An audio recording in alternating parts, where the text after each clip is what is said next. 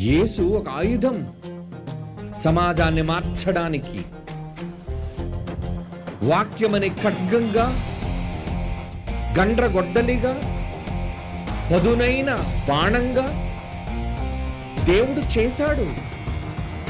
ఈ లోకానికి ఆయుధాన్ని పంపాడు.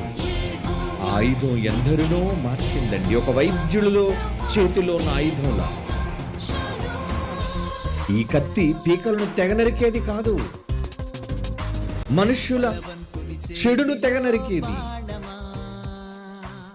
మరి మీరెవరు?